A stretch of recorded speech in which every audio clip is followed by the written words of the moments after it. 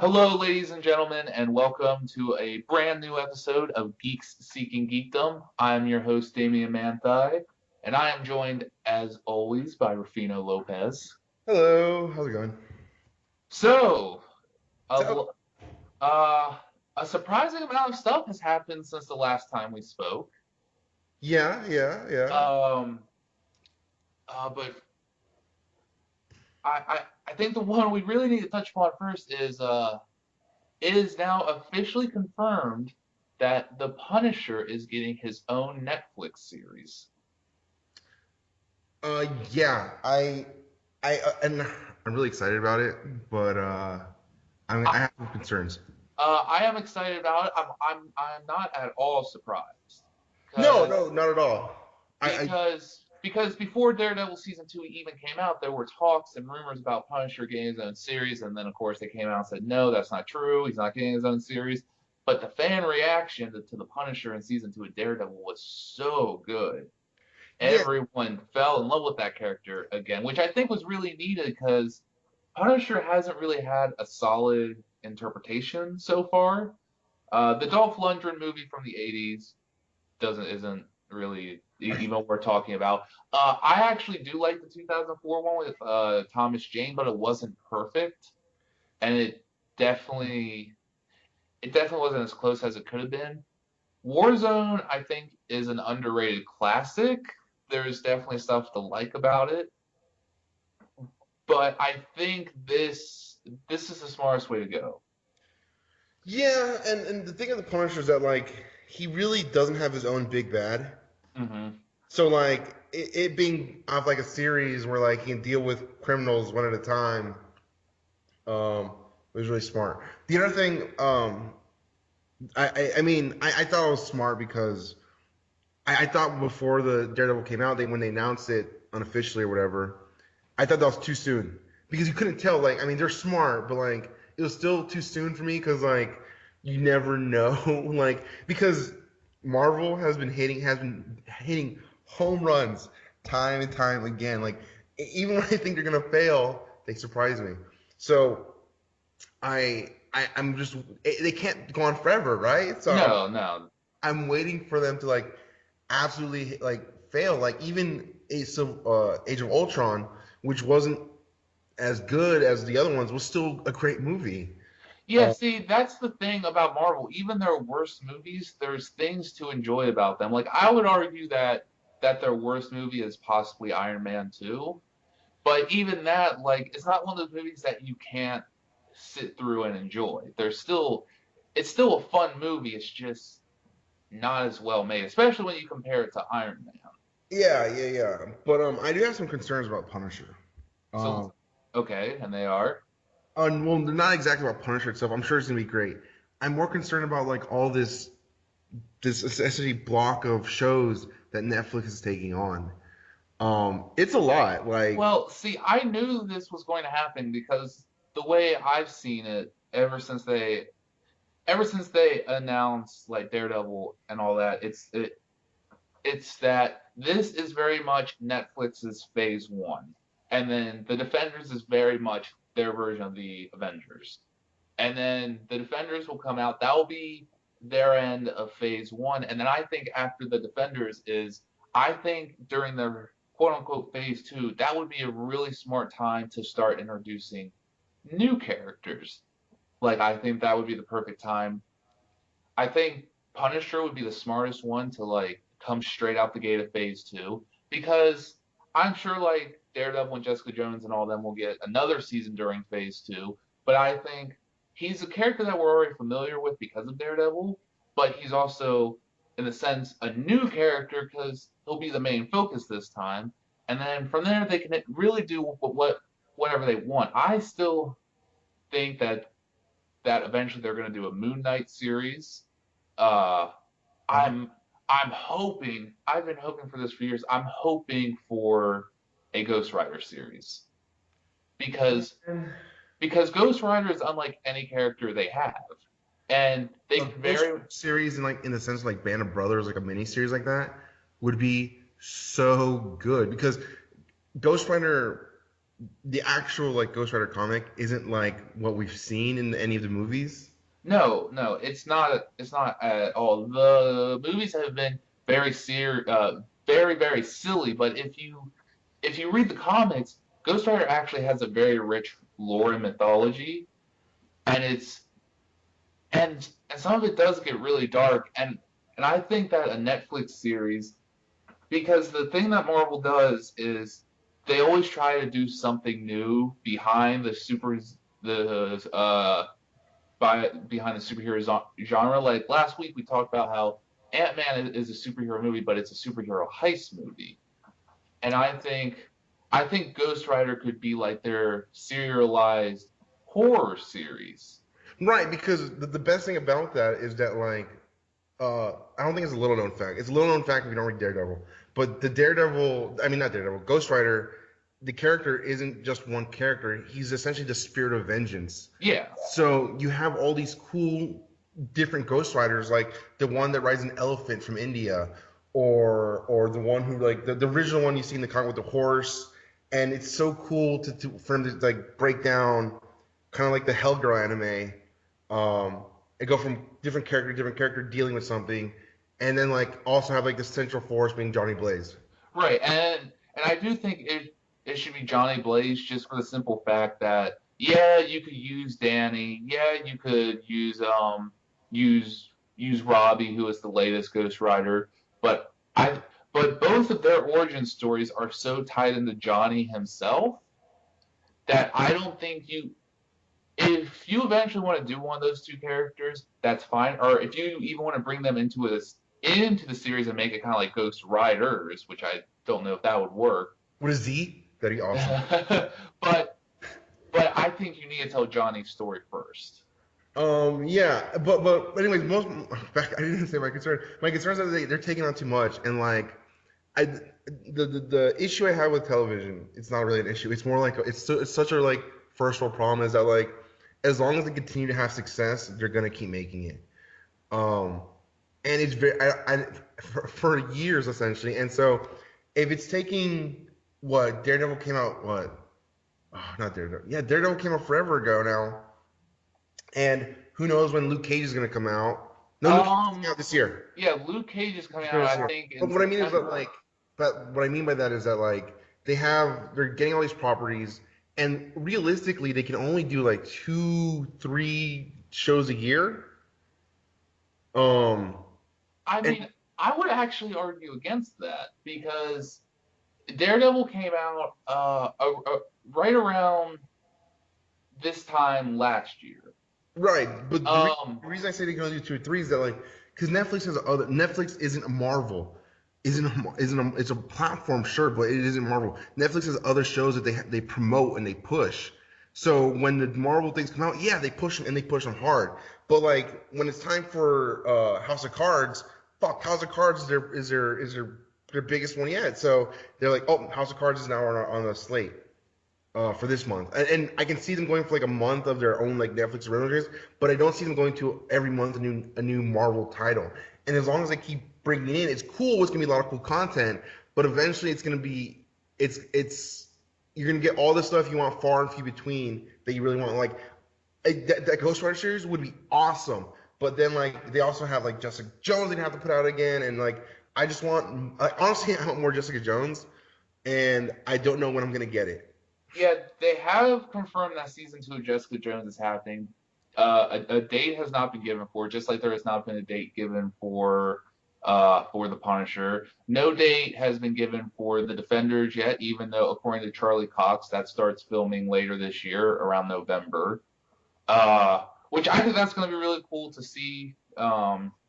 See like Daredevil and Jessica Jones and Luke Cage and Iron Fist all in the same show Is it just them together. four? Those are the only four that are confirmed.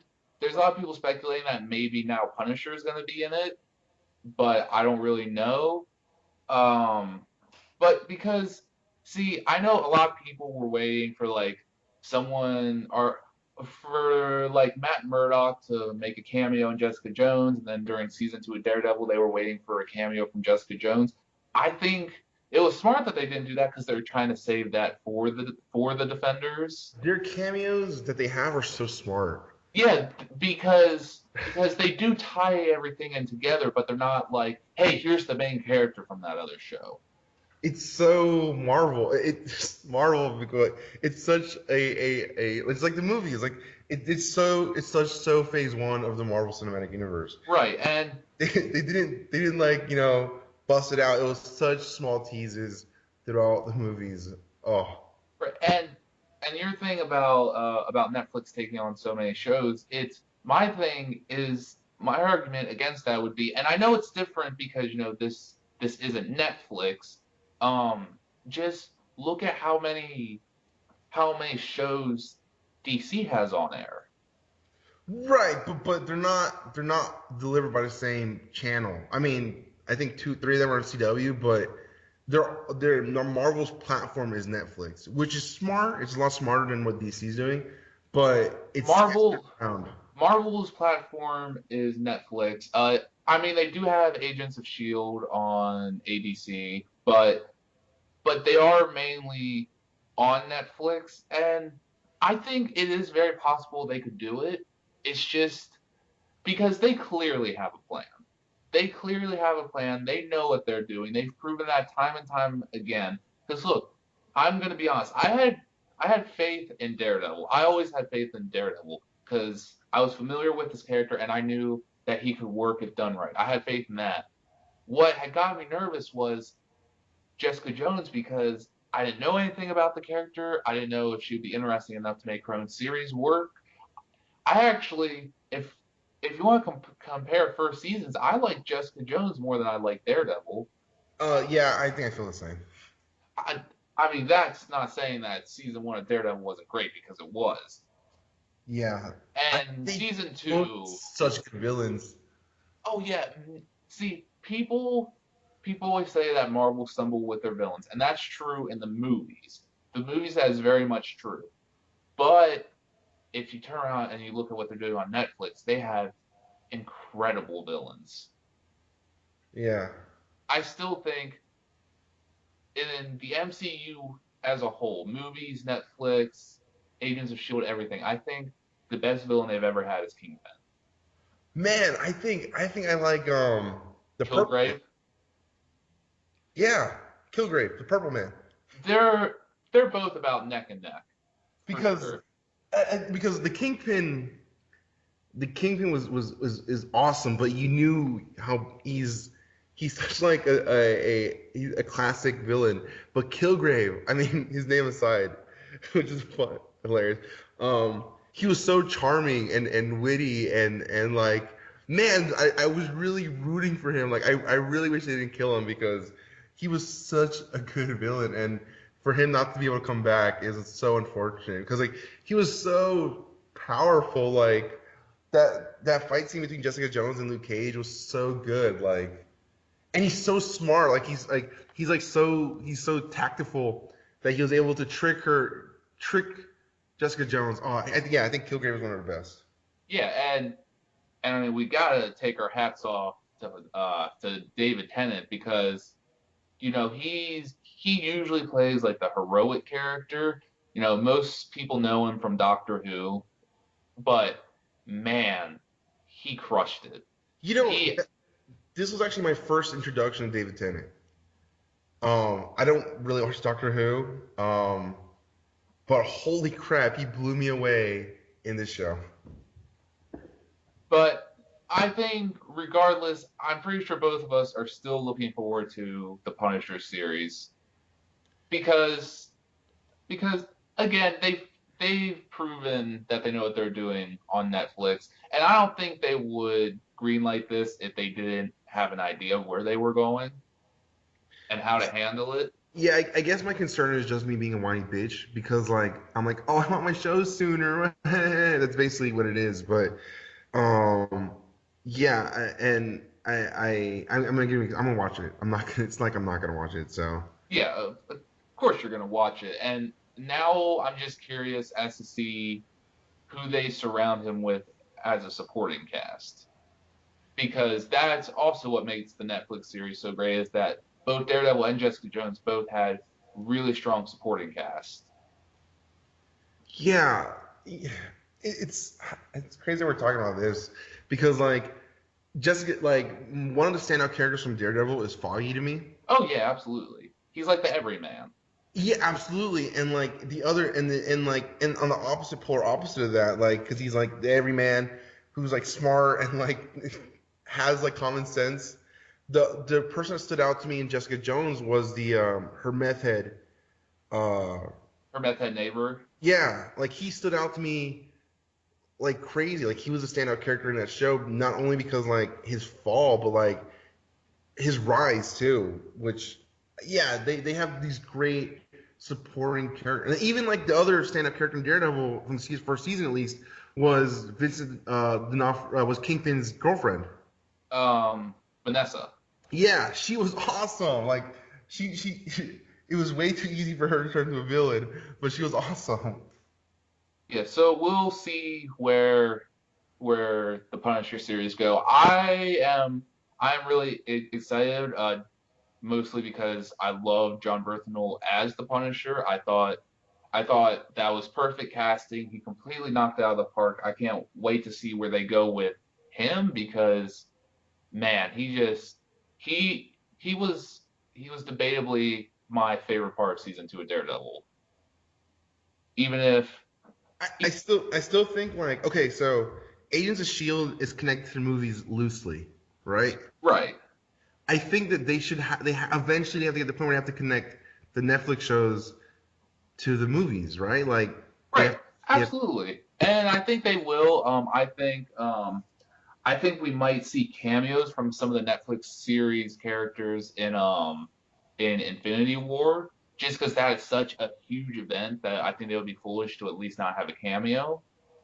But we'll see what happens. But speaking of Agents of Shield, I have been very vocal about the fact that uh, during and after season 1 of that show, I was not a fan of it. I oh watched I watched the first episode because I was like, oh, cool, Marvel's doing a TV show, and it's about Shield, and it was created by Josh Whedon. So of course uh, and the main thing that drew me in was Clark Gregg as Coulson because he was one of my favorite parts of the movies. And so I watched the first episode. I really liked the first episode, but then after that, it just seemed to go more and more downhill. And for a long time, I could just not get into it. And I know you had that same problem. right. I just I couldn't get past it. I was like, nah, I'm done. I did like Clark Gregg and everything. He was hilarious, but um nah, I just got over it. But I eventually sat down and I finished season 1, and I will give credit where credit is due. Closer towards the end of season 1, it did start getting good again, but it wasn't something that like blew me away. But I figured I'll give season 2 a chance because everyone that I know who watches that show has told me constantly season 2 is when it starts to get good, like really good. And I was like, all right, I'm gonna find out for myself. So with season 2 being on Netflix now, I mean it's been on Netflix for a while, but I started watching it, and the first few episodes, yeah, they're a little bit slow, but everyone was right. Like season 2 is where it really, really starts to pick up, and I'll be honest with you. I did check in on it, and right out I do like checking in on it after movies because like that's when the tone of the show changes a little bit. And right, I was really interested in how the show would change after Winter Soldier. right, and it did change a lot. Um, and I was pleasantly surprised by what they were saying, but I just didn't get over that first season taste in my mouth. I didn't go back anyway. Right, Uh, and season two actually ties more into the Marvel Cinematic Universe than the first season did. First of all, the biggest one is that in season 2, well, maybe not the biggest one, but the one that stands out the most to me is that in season 1, you actually find out that the opening of Age of Ultron. is them attacking Strucker's castle, trying to get Loki's scepter, but it's never really explained why they're there or how they knew it was there. It's because Coulson figured it out, and Coulson told Maria Hill that the scepter was there. Yeah. And see, That. Go ahead. and it's stuff like that that ties in. Also, season two starts introducing Inhumans. You find out that, and I'm sure you already know this, so I'm not really worried about spoiling it. You find out that the other main character besides Coulson, Sky, who of course they introduced in season one, is actually an Inhuman, and they start to explore that. You know, she gets her powers and all that. Um, and something that may have gone over a lot of people's heads, but I thought this was so cool is, do you remember at the end of the Incredible Hulk, he goes to that cabin? Yeah. That cabin's in season two. Really? Yeah, because when Sky gets her powers, she's very unstable because she doesn't know how to control them. So they send her to this cabin, and at first, you know, you're just like, oh, it's cabin to be secluded and stuff like that. And Coulson even talks about how when Captain America was taken off of the ice, he spent some time in that cabin to kind of adjust. And then later on, you see like Sky takes off some of the wooden panels on the walls, and you see that it's like this big metal wall, and there's a huge like dent in it. And then like almost immediately after, there's a conversation where they're talking about how that cabin was built by Bruce Banner to contain the Hulk. Wow. That's okay. So I do have one problem with the show in the whole, and that's really cool. It's really cool. And the reason I'm bringing up this problem I have with the show is because you mentioned the fact that Coulson told Maria Hill. Mm-hmm. And my problem with the show is that like Coulson's alive and he's not working with the Avengers. And to me, honestly, I thought that that was gonna be revealed in Age of Ultron that Coulson's alive. Um, and maybe it's gonna be in Civil War because I thought of it as like to me, I thought Coulson dying is what united the Avengers in the first movie, Right. and him being alive and them lying about it makes their united a lie, them unifying a lie. And so I thought that that was gonna be a point of contention for everybody. That some people would understand the lie, and then the rest of me were like, "That's bullshit." You know, we would have come together anyway, or whatever. You know, they would defend themselves in any way. But I always thought that that was gonna be a point of an issue Right. because they've made points not like in the show. They've shown evidence, I'm sure, but they haven't made a lot of. They've always said that like, oh, the show is part of the cinematic universe. They've always said that explicitly. So I thought Coulson being alive was being put in contention, and it never got there. And I don't think it ever is going to get there because even though they're a single thing, they also have like their own like little island of independence. Right, and I can definitely understand where you're coming from. That is something I wish they would touch upon eventually, and I'm sure they will down the line. But you know, finding out why Coulson is alive and how he's alive is very interesting. The fact that Coulson is now the director of Shield, and you know, Shield's just kind of like this underground thing right now. It's definitely not what it used to be Yeah, because of the events of Winter Soldier. So it is cool to see his evolution and how much he's changed and where he's at now.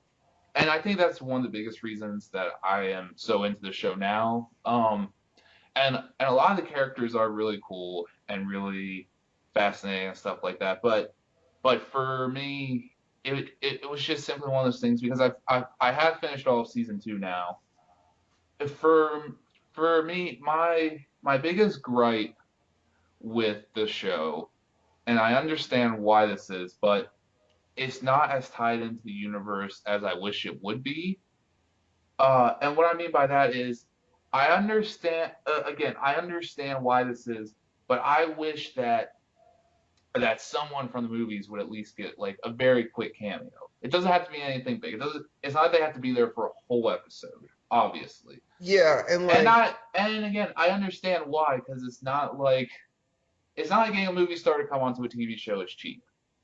But but they did. Sam Jackson cameoed in the first episode of season one, and he cameoed in the last episode of season one. So I wish that they would explore that.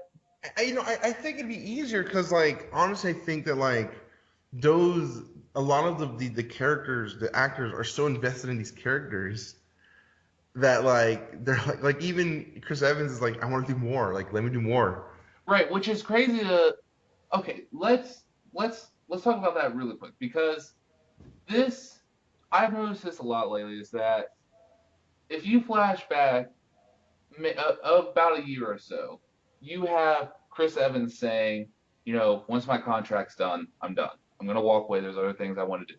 You have Robert Downey Jr. pretty much saying the same thing that he wants to step away. Uh, you have a bunch of people saying that once they are no longer obligated to do this, they're done. And then of course there was the big change in Marvel of who's in charge because Kevin Feige had to answer to this guy. I think his name's like uh it's Ivan something. But basically, he was very much like the stereotypical studio guy who was only worried about saving money. Uh, he was the one who didn't want Black Widow action figures made because didn't think that it could sell, and all this other stuff. And I think that was a big part of the frustration. And now you're at the point where Chris Evans is like, I want to keep doing this as long as I can. Just a few days ago, you have Robert Downey Jr. saying that he's not going to rule out Iron Man 4. So, Man, they're okay. So I know it's not gonna happen because they haven't announced unless like they're like Beyonce and they drop it like all of a sudden. But I always thought that Civil War should have been two movies from not the same movie over and over again, but just from like you switch sides for like the less part of the war. mhm. And it would have been Iron Man Civil War and Captain America Civil War, just because like that makes the most sense because of how it turns out. Right, and I can absolutely agree with you. And this is the only thing I'm going to say on this. I'm not going to get too in detail with it. I have seen Civil War, and the way they handle it, it it works perfectly. Oh, I'm not going to say perfectly, but after seeing it, I can tell you that I don't think that would have really been necessary. Uh, but again, that's all I'm going to say on that. But I would actually like to see an Iron Man 4 just because I think we need closure to Tony's story. We need closure to the fucking Mandarin. That's what we need. Yeah, and we did learn in God, I don't remember what it's called, but we did learn in the Marvel one shot that there is an actual real Mandarin. Yeah. There is a real Mandarin out there. So I do agree. That's something we need. But They had it perfectly, dude. They had a perfect little bow. They were able to tie the terrorists from the first movie to the Nine Rings, and then the they Ten fucked Rings. and then they fucked it. Yeah, and I know that I know that's why there is a lot of people who don't like Iron Man 3 because, even taking out the trailers and stuff like that, in the movie itself, Ben Kingsley was killing it. Oh yeah, Ben Kingsley was great. And then of course, there's the twist that he's not actually the Mandarin. He's just an actor named Trevor. Which, okay, look, It's funny. the the the twist aside, I actually thought the It's character funny. of Trevor was hilarious. Yeah. So like that's why I think I don't hate Iron Man 3 like some people do. I actually quite like Iron Man 3. Not nearly as much as I like the first one, but more than I like Iron Man 2. Um but I do hope Iron Man 4 happens at some point. And I also think if you can get past what you didn't like about season 1, I do think you should at some point give Agents of S.H.I.E.L.D. Another chance because I certainly didn't think I was going to get into it, but I got so into it that I pretty much just like binge watched through the whole thing. I'm gonna say one thing about that. I feel like because you didn't. We're not gonna get into it much of, but you didn't get into it by choice. You were forced into it. Um, and I think maybe it's Stockholm syndrome. I wouldn't say I was forced into it because you can't really force someone to watch a show. It's not like someone tied me to a chair and was like, True, and, true. and But was like, you need to watch this. It gets good. All I you heard, were heavily suggested that you should continue to watch the show, look, and look, look, someone telling me that a show gets better and that I should give it another chance. It's not forcing me to watch a show. I could have very easily been like, okay, that's great. That doesn't mean I'm going to watch it, but that's good to know. Nothing forced me to watch the show. I just decided to give it another chance just to see if they were right. So I don't think that's really a fair argument. okay.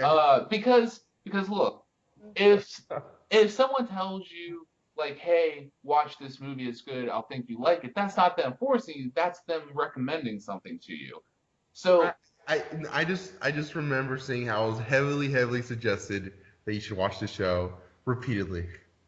it wasn't repeatedly. It was more or less one person saying, "Hey, the show does get better. I think you should give it another chance." And I was like, "Okay, you know what? Fine.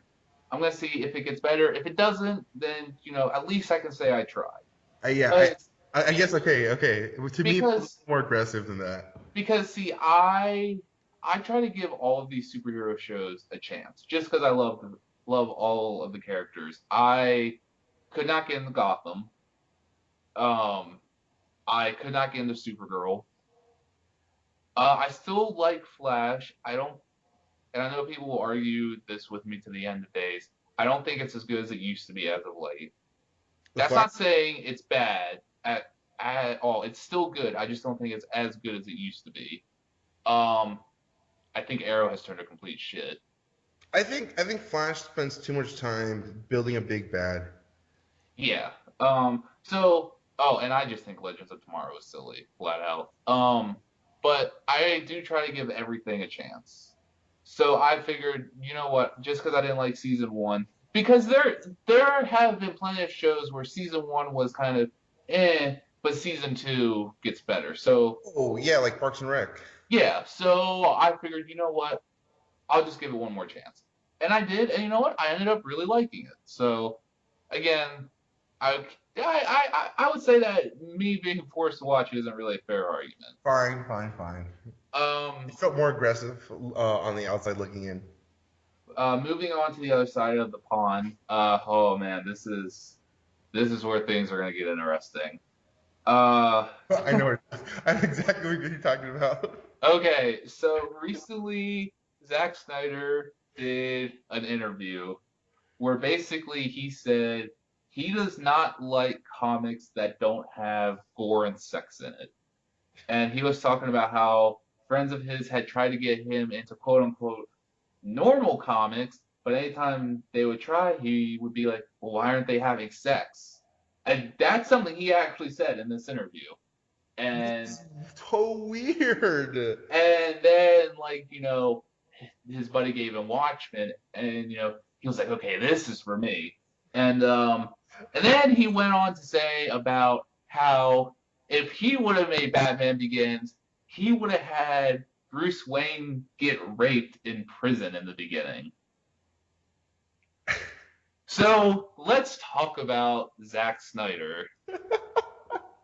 And I have one big question. Why the fuck is this dude still allowed to make movies for these companies? If he wants to go off and do his own thing, make his own movies, do his own vision, okay, fine, whatever.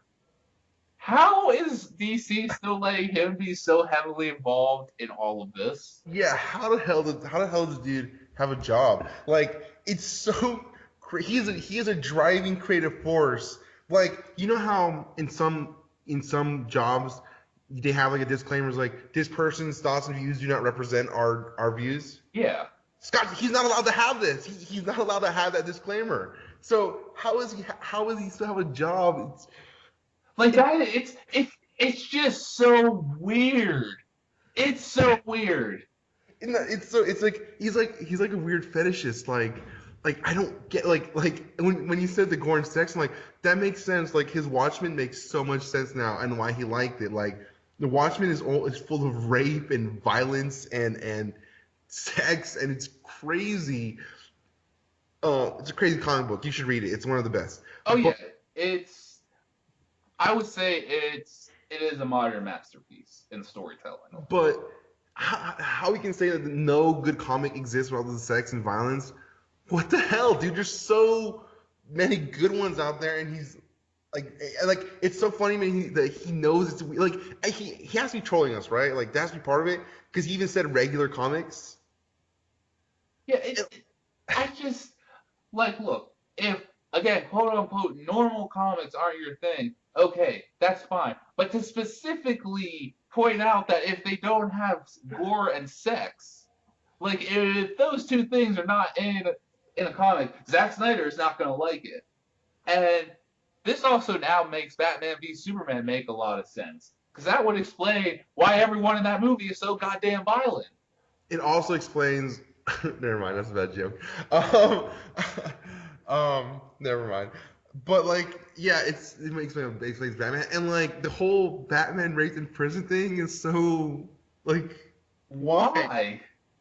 Why would that be a thing? Why would you even mention that? Like, Because see, he felt like people always talk about how like Nolan's trilogy is dark, and to him it wasn't dark, and he was talking about how he would have added the prison rape because that would have been dark, and I'm just like, dude, come on, you clearly have no idea what you're doing.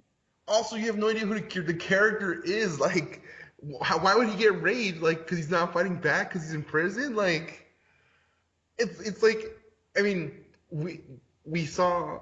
Okay, is gonna go back to Arkham City. We saw a view of Bruce Wayne in prison, and he beat the shit out of the Penguin. And so it's like I don't get it. Like why he even like how does he defend that the Batman gets raped? Because the Batman, it's not like he has superpowers. You know, his superpower is part of his superpowers is his physical strength. Mm-hmm. He doesn't lose that by going to jail. Like it's not like it's like the Green Lantern. You take away his ring and he goes to jail. It's like, oh, now we're gonna rape you because you can't do anything. He's a fucking Batman. He's gonna fight back. Like that doesn't make sense. Yeah, it's like, and now I am so nervous for Justice League because this motherfucker is the one who's in charge of it, and he clearly does not understand these characters.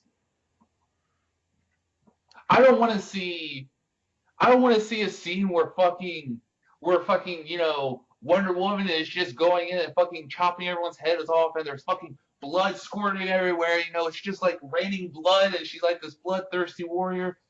That's not who Wonder Woman is. And then they have sex in the room with Batman and then Superman. Yeah, while it's raining blood, like it just, I Oh my just god. Oh, like. Not only does it piss me off, but that is so disrespectful.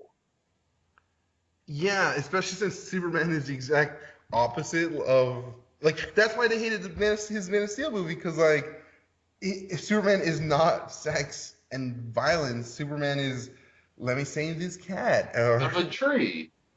or hey, let me hang out with this kid who wants to kill himself all day so that he knows that somebody cares. The only character that is dark, it, really, the only character that is dark in DC. I mean, there are obviously other ones, but the biggest one is Batman, and even he isn't that dark. One of my Like, yeah, favorite. there's not like is Batman doesn't bang a lot of his like people. And he's obviously not a murderer, despite what Batman v Superman wants you to think. One of my favorite moments in Batman history is that moment in Justice League, the cartoon from the 2000s, where it's been a long time since I've seen it, so you're gonna have to forgive me that I don't remember names and stuff like that. It's that episode where at the end he goes and he sits on this swing with this girl, and he basically sits there and swings with her while she waits to die, and everyone wants her dead because she's like this force of nature that can wipe out the entire planet. And Bruce Wayne, she's like, I'll go take care of it. But he doesn't go in there to kill her. He sits there and he waits with her and he talks to her. And it's such a powerful moment because, even in that show, Batman is always depicted as the dark, brooding character. And here he is having this really sweet, tender moment with this little girl. And that's just proof that even the dark character, so supposedly the darkest character in DC, he isn't always dark. Well, not only that, but like if you really think about it, Batman is like he's dark out of necessity. He isn't dark because he wants to be. Like, but he's such Bruce Wayne as the character Bruce Wayne and Batman. He's such a good-hearted person. Like even like his whole and like he holds true to his values. When Jason Todd died, he didn't kill the Joker. Like he went on a he was angry and upset, sure, but he held on to his values because he knew that like he couldn't fall to that. He couldn't do that. And like even like the whole idea of raising these kids, like these three not oh, okay, two of them are orphans, but these three kids and fuck, I lost my train of thought. Look, even when Damien, his own son, died, he didn't go crazy and start killing people. Right. That's what I mean. Is that like his intentions come from the best of places. Like him giving the power to Dick Grayson and Jason Todd to become Robin to avenge their families essentially, and also essentially giving them the choice to kill and letting them learn on their own that it's not the right way. Like, okay, granted, Red Hood is a little, he failed with Jason Todd, but he didn't fail with Nightwing, and he didn't fail with Red Robin, and he didn't fail with his own son, who came from that darkness. He brought him back to the light. Right, Damien was trained to be an assassin. He was meant to be a killer, and Bruce saved him from that life.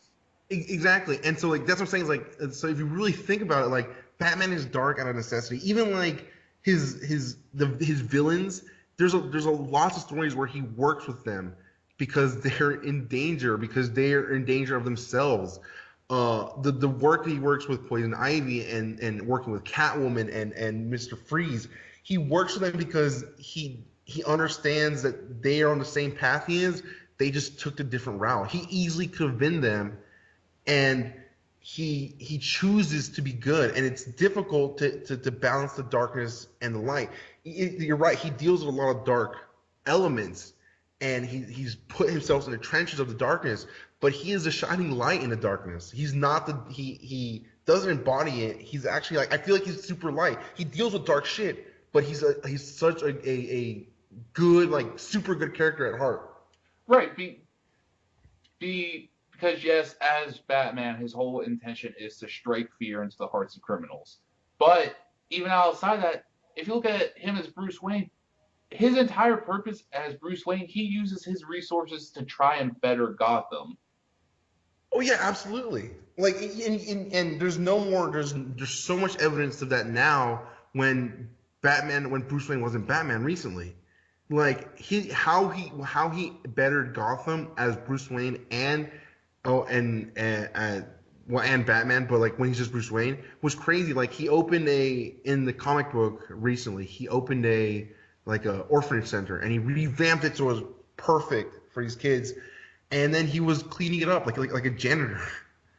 And he has like such, and even now, like there's so much evidence now in the current run of Batman and Bruce Wayne shining more and more as this character who's super like caring and nurturing.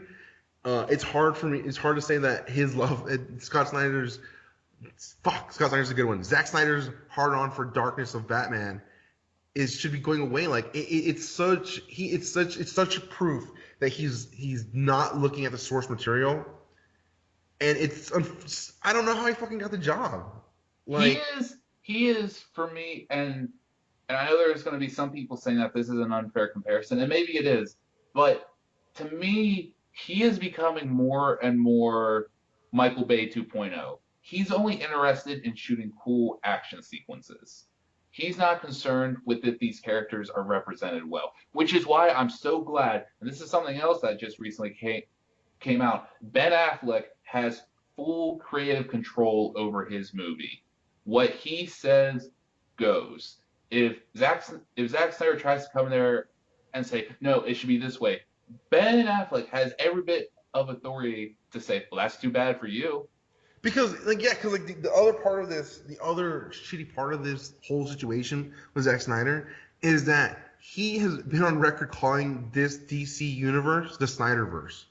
Right, and that is obviously not how it should be. And it's kind of disappointing because I liked Man of Steel. I thought they were going in a good direction, but I also thought that was only the starting point. I thought that that was going to build to him really being Superman. Well, But it's clear that, at least with Zack Snyder, that's not what's going to happen. here's the other disappointing part of that is that he's essentially tanking the DC cinematic universe. Like and like the worst way because they're already having to catch up to Marvel. DC has all these great stories and characters, but they just started late. And now that they trying to catch up, they're having all these missteps of trying to catch up and it's not gonna pay off for them. And with Snyder essentially like tanking it, you're gonna have to start over from the get go again, and we're gonna take forever to see these characters represented correctly. It's gonna be even longer, Right, and that's the and disappointing part for me. right, and now we're starting to see that there's problems because the Flash just lost its director. There were rumors that James Wan was walking away from Aquaman, but that's not true. He's come out and said that that's not true. But still, like Zack Snyder set the tone for this universe, and that's really going to hurt them in the end. Right, because like And look, I know there's people out there that absolutely love Batman v Superman and love the direction they're going, and we're not saying you're wrong. If no, that's I'm saying you're wrong. if that is your opinion, fine, you are entitled to it. And look, You I am personally glad that you enjoy that. If that's what you like, that's fine. But for me personally, that's not the direction I want them to go. I don't want all these characters to be dark and gritty and violent. I don't want a Wonder Woman movie like that. I don't want a Aquaman movie like that. I don't want a Flash movie like that. The only character with the movie that should be dark is Batman.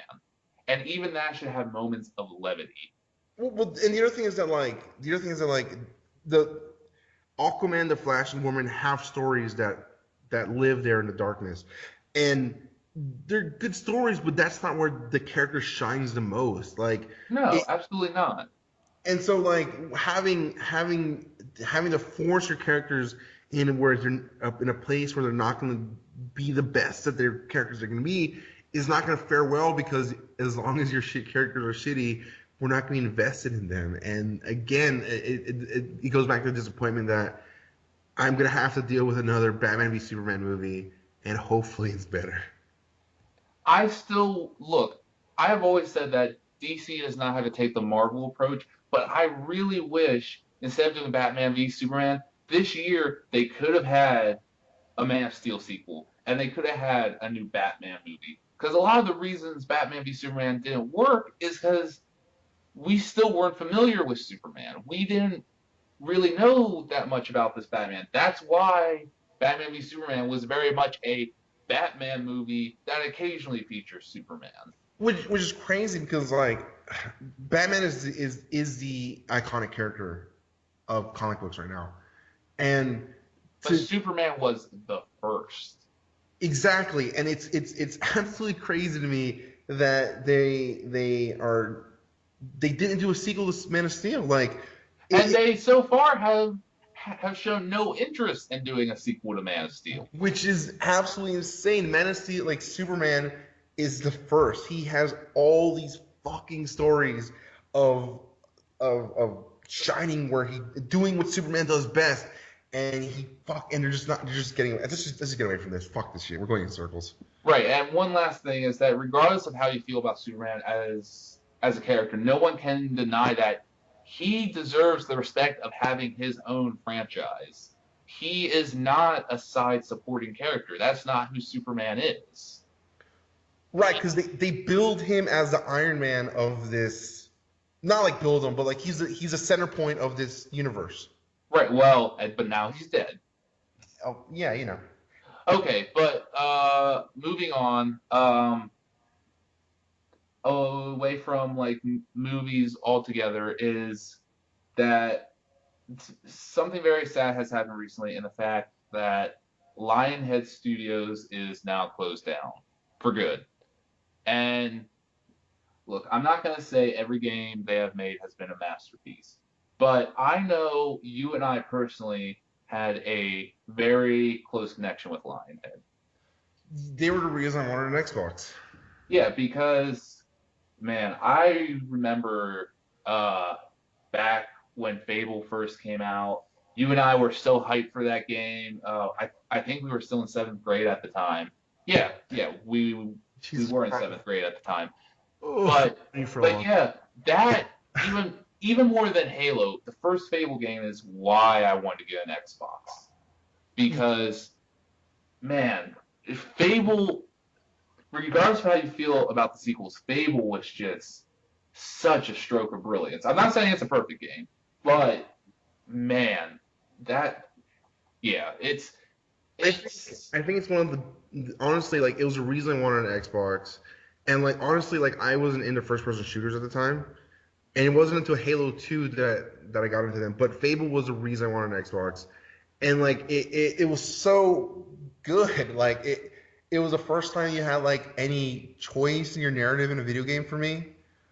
Because I was used to like, oh, go here and bam, bam, move forward or go right. And this was the first time I could do whatever the hell I wanted. And holy shit, I played it again recently when they closed out. Um, Great game. Holy crap. yeah, and it's disappointing that they're gone now. I do understand that you know they have started going downhill. That I definitely understand that because no one, I don't think anyone's going to sit here and say that Fable 3 was amazing. The journey was good. I never played that, so I can't No, I'm just really. kidding. I didn't play it either. Fable 2 was good. I like Fable 2 a lot. I like Fable 2 as well. Fable Anniversary was definitely solid. Yeah, but I think it goes back to like what I said before is that like it sucks to see them fall away from it, but like they didn't really have much else. Like they're batting 500, and their best games were in the beginning of their, not the beginning of their career, but like at the front of the franchise. Um, Fable 3 fell off. They put out the little puzzle, not puzzle one, but like the puppet one, which wasn't okay. And like I was really excited for the new one. I wasn't gonna play it because I don't have an Xbox, but I was really excited for it, and I might have bought an Xbox if it was good. If Fable was able to get me by an Xbox, I want to say Xbox Again, One, but it was able to buy me the first Xbox. It might have been able to convince me to buy an Xbox One. And I'm saying that so Microsoft can hear me, so they can bring it back. But um, it's really unfortunate that it they fell. yeah, it is very unfortunate, and it's not because they were like a developer that just constantly hit home runs. I think for us personally, it's because they were such a big part of our childhood. Right. This is like when I heard Midway was dissolving and THQ was dissolving. Like, Right, and see, I Fable was the first game that I really got into. Like obviously I've played games before that, but the first Fable was the one that I like really invested a lot of time into. I really got into it. Like I spent a lot of time with it, and that eventually paved the way for me to it. It more or less ignited my love for RPGs. right, because like it was so like it was so different from anything that I played at the time. Like I played like Final Fantasy, a couple Final Fantasies, which was very linear. Hmm. Um, and this one, and also like the fact that this one, like I spent so much time replaying this game Oh because yeah, this game had such high replay value. It was one of those games where the first time I beat it, I immediately went through and played it again because I wanted to go on the different path. right, and there's also like all these like the demon doors. It's possible to open all the demon doors, but goddamn, is it hell to do it in one gameplay. Yeah, there's the demon doors. You also got to collect all the silver keys to open all the different chests. And those are almost impossible to do in one gameplay. So there's sometimes you get the demon door. It's like I'm not gonna be able to open this one at all this time around. Right. right, because there are some demon doors, like let's for example say you're playing your character as a good guy. There were some demon doors where you couldn't open them unless you were an evil character. Right. Or you have to do something crazy evil in front of it. Like Like yeah, some that was one of them. Or and some of them were more straightforward, like combat stuff. But some of them were in silly, and like the game was so funny and silly at the same time. Like it had that Cockney, shitty British accent the whole time. oh yeah, yeah. It has And such like, a great sense of humor. And and something I always talk about with the first Fable game, it is one of the most brilliantly stylized games I've ever seen. You cannot find a single game that looks like that first Fable game. no, it was yeah. That game was so good, and now I'm just thinking how funny it was actually. Like how like you can be this great hero, but they'll still call you chicken kicker and shit.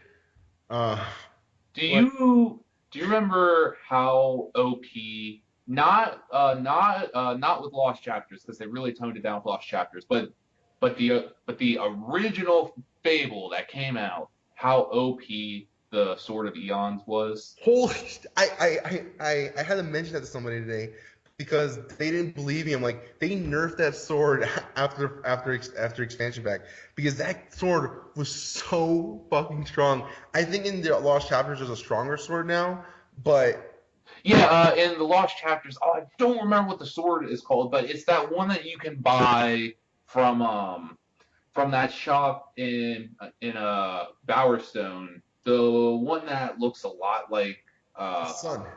yeah, it looks a lot like the Soul Reaver. Yeah.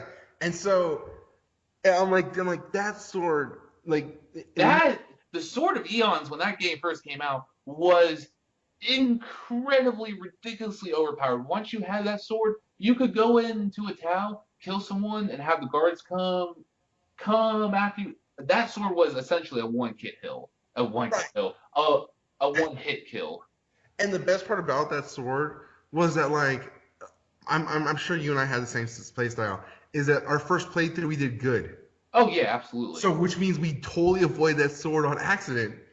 And then once I got the second playthrough and I was bad, I'm like, no matter what playthrough I'm getting to, I'm getting that fucking sword. I'm sorry, Teresa, but you gotta go. And it wasn't until like the Fable Lost chapters where they gave you not equal, but it was an equal sword to replace it. Um, Yeah, because they really toned down how powerful the Sword of Eons was. I mean, it was still powerful. Don't get me wrong, but it wasn't nearly as powerful. and it was so and like there was just some things you wouldn't see like if you didn't play that like there's just some things you skip like because they're so time consuming. I skipped a bunch like um if you donate to the Dark Gods Church in the middle of the Evil Woods, you get this really cool bow, and it's the strongest bow in the game, and you're not gonna get it if you're a good guy. Nope. And so it's just that game was so good, and like I loved like because like the first game felt lackluster. I think the last boss battle was freaking fantastic, but it felt kind of like a drop off, and I love the Lost Chapters because of that. Because like the last battle with Jack of Blades in the original game was great, but that last battle with the fucking dragon was so cool. Oh yeah, it was really cool.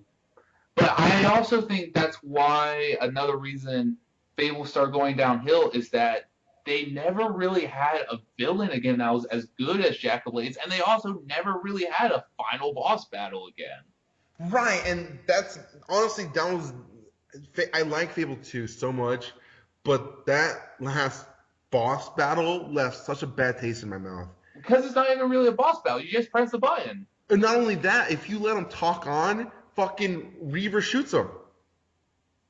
It's so and like in the third game there's kind of a final boss battle, but that Wow. first game with Jack of Blades, man.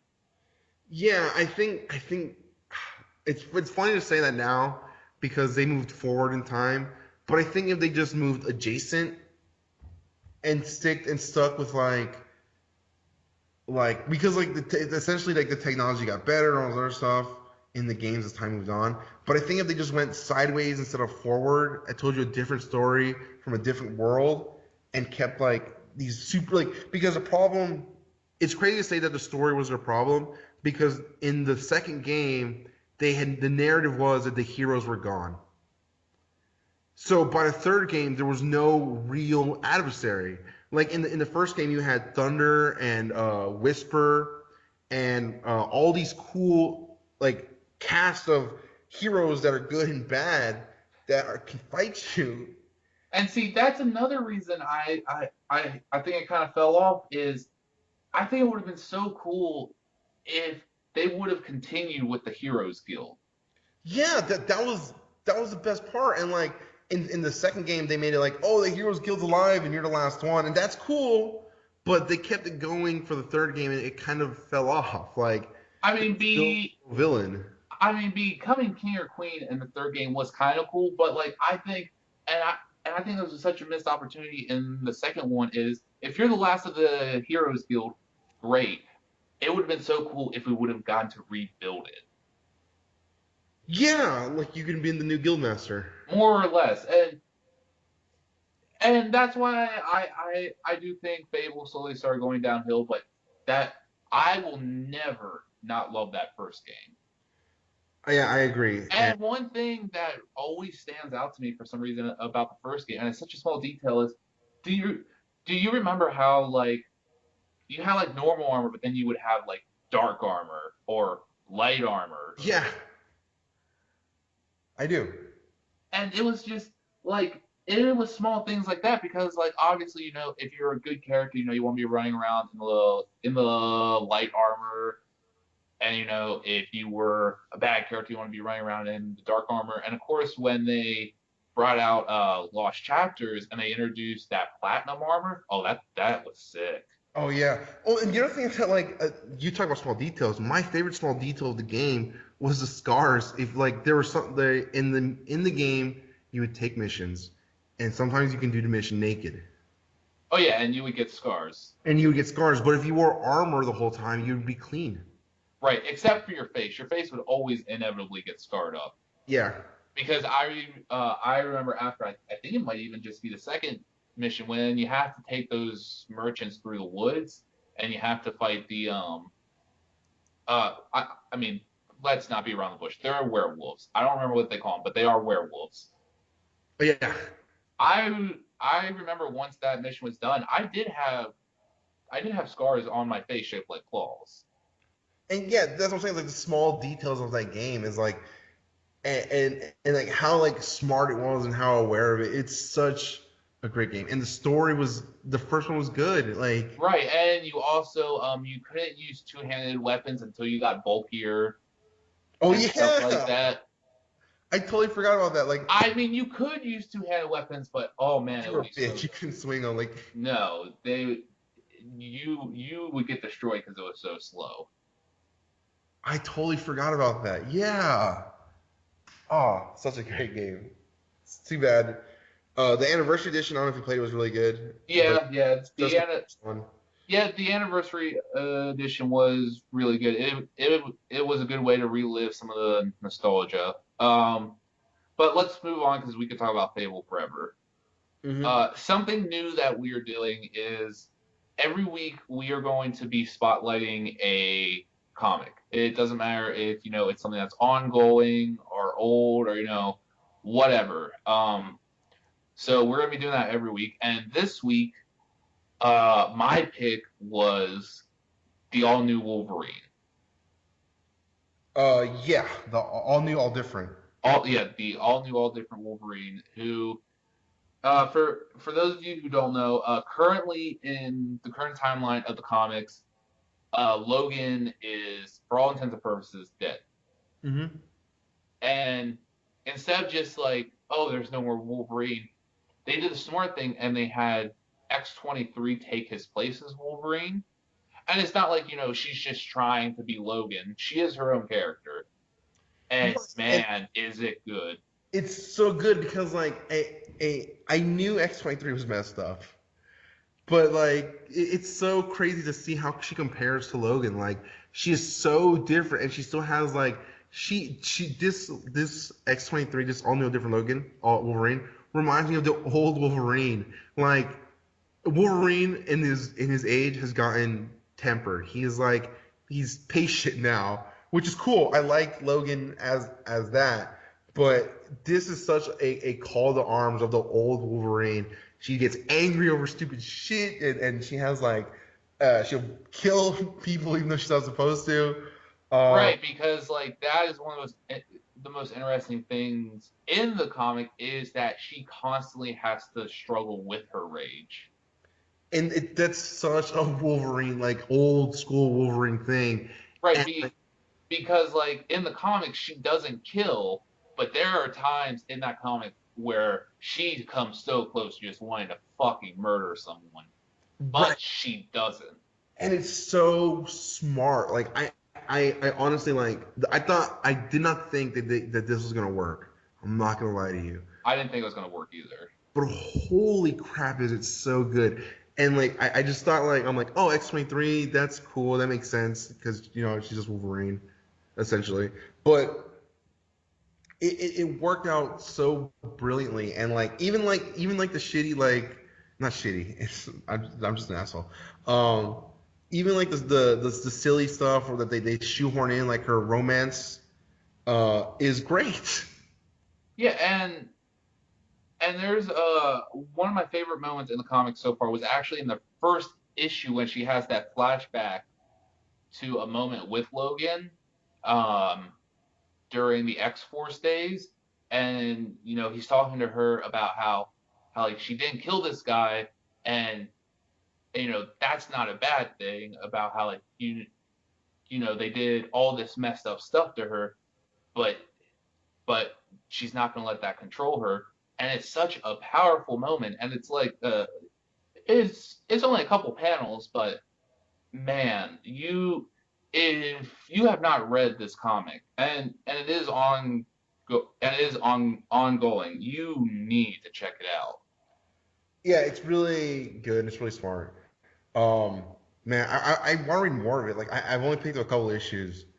um I've read all the ones that are current so far, and they just recently wrapped up the first storyline with her and her clones. mhm. Okay. Uh, and they closed off that story with like that company and the military and all that. They just recently closed off that story. Not 100% where they're 100% sure where they're going to go from here, but they have my attention, and man, do I want to keep going They on. do, and like, and on top of that, it's like to not get away from it because I do want to talk about this more, but like the what Marvel is doing with the all new, all different series is really cool. I'm having so much fun with all these new, all new, all different stuff, and it's fun. And it's not. It's so they're fun. They're fun to read. It Right, fits. right. Because again, for those of you who don't know, currently in the comics, if you go and pick up a comic and it's just called Spider-Man, it's Miles. Miles is now, for all intents and purposes, the Spider-Man title. But then on the flip side, you have the all-new, all-different Spider-Man, which is Peter Parker. All billionaire Peter Parker, Yeah, he's a billionaire now because he's a CEO of his own company. which like almost annihilated Stark Industries. Yeah, which is so crazy to think about because I remember as a kid, my version of Peter Parker in my head was always the guy working at the Daily Bugle who could barely get by, who lived in a shitty apartment. That was always what I thought of as Peter Parker, and now he's a fucking billionaire with his own company. Is absolutely different. Yeah, and I'm not saying that as a bad thing. It's just crazy to think of how when they say all new, all different, they ain't kidding. They ain't kidding. That should be the slogan. When I'll do they all say all new, all different, they ain't kidding. And his suit is really, really cool now. Yeah, it's like the kind of like the symbiote thing, or like the 2099 one. Yeah, It's yeah. so cool. But but yeah.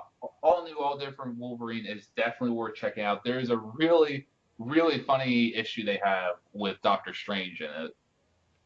Oh, really? I love Doctor Strange. Yeah, I'm gonna do that. I'm gonna read more of it now. Yeah, there's I don't remember exactly what issue it is, but there's an issue where he's not like a prominent figure, but he's in pretty much the whole issue. And then the next issue, they have the Wasp in it. So it is one of those things that it does tie in very closely to the Marvel universe. So I would definitely recommend checking it out to anyone who has not read it yet. It actually might be my favorite comic that Marvel has right now. Oh, cool. And this is coming from a guy who is like a diehard, passionate Spider-Man fan. But I think, All New, All Different Wolverine might be my favorite one right now. And Spider-Man and Deadpool is a close second for me. Man, I haven't. Miles Morales Spider Man is really good. Oh yeah. Miles is really good too. But we should be fair, and this week's spotlight is It's Wolverine. Wolverine. And yeah, it's just I cannot stress enough. If you haven't read it, pick it up. If it doesn't take you immediately after issue one, which it absolutely did for me, I would say read the first three issues, and if after issue three you're not sold on it, then okay, it's not for you. No big deal. But definitely read the first three issues. That's my rule too. I usually read the first three issues. Yeah, because look, I can completely understand like not a character is not going to click with everyone, obviously, because everyone has different tastes. But I think if you're going to pick up a new comic, at least read the first three issues. Yeah, absolutely. And then if after those first three issues you're not into it, then okay, at least you tried. That's pretty much what I do because there have been comics where I have not really been able to get into it, but I always at least read three issues. Yeah. So yeah, I like this. I like this idea. I want to keep doing this segment thing. So Yeah, so next week we'll have a different spotlight. But we both pretty much agreed that Wolverine does deserve the spotlight this week because for both of us it was a thing that we were convinced was not going to work. oh yeah, I it's because like not this is kind of Wolverine because Old Man Logan was doing so good. I didn't think they were able to replace when technically Old Man Logan is still Wolverine was a thing. Mm-hmm. Um, and so I thought like, oh well, he's just gonna come back, and he didn't. And because he says he's not Logan, that's still on the table, whatever. But I thought that was, and it's really good. That was really good. So I thought like, there's no way they're gonna be able to replace Wolverine. I mean, and they did. So Right, and if you want to read comics where Logan is still Wolverine, there are still options out there. It's not like Logan has just been completely wiped out of the Marvel universe. That is not at all the case. And they do have Old Man Logan going on right now. At least I think it's still going on. I don't know if yeah, it's it's still done. going on. But even that aside, they also have X-Men 92. Oh, we'll talk about that another day. Yeah. The only thing I'll say about that is even if you're not into the story, it has very nostalgic art. Yeah, But yeah, that's pretty much everything for this week as far as I know. that was an hour. Yeah, so thank you guys for tuning in. We were a day late on this one just because things came up for both of us, but Do. yeah, but we will definitely be back next week. I do want to give everyone a heads up. There might be a week where we don't have anything just because I'm going to be moving to New York soon, so I may not be able to record for a week or so. I might put on an episode anyway. Yeah, so just a heads up to everyone. There might be a week, maybe two. I'm not really banking on two, but definitely probably at least one where there's either not an episode or it's just an episode with Rufino babbling. It's gonna be all new, all different Geeks can geek. All new, all different Rufino Lopez. Yeah. All right, guys, we'll catch you next week.